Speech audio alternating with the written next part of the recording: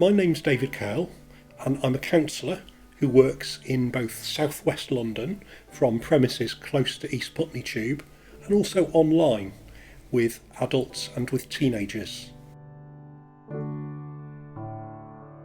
So I was born and brought up and went to school in Leeds, as you might be able to tell from my accent, and I then went to university and studied English, and I really enjoyed that in the main, studying classic authors, I guess you'd call them, like Shakespeare and Chaucer.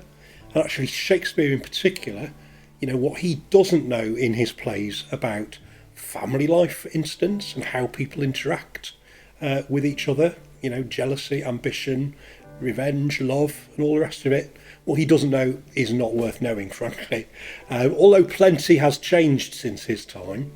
And I also, one of my other highlights was doing an optional paper about gender and sexuality from the late Victorian times into Edwardian times and just past the First World War. And a lot to learn then about that other period of time, which was both similar and quite different to how things are for us now. I still love to read, but I also really enjoy films and cinema. And I've done a couple of articles for therapy journals about coming of age movies in particular, because I think there's so much that we can learn about just that landscape of being a teenager, where, whether we're in it right now, we are teenagers, or whether we're adults, and a lot can happen for us as a teenager, and sometimes that can feel like unfinished business.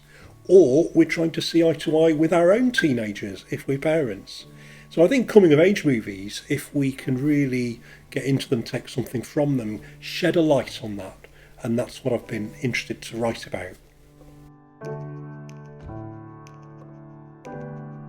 My professional background, I was going to say as a counsellor, but actually before I got to that was after I finished university.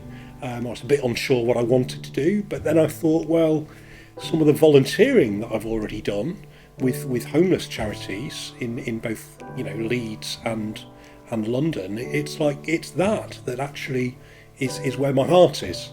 So I did work in homelessness and addictions and in mental health for a few years. And then I got a place on a social work course because I felt that might be the next bit of the journey for me. Before I actually began on that course, I had this kind of light bulb moment where I thought, actually, that's not quite it. What I really want my main professional identity to be is being a counsellor. So I got a place on that diploma course instead, and I studied to be a counsellor.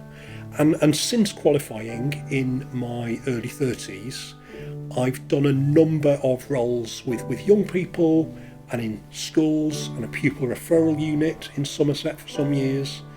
And then, I've also done family liaison type roles in schools as well, where you're more working with the family in terms of how can we as a school and you guys as a family work together to support this young person through some of their struggles and challenges.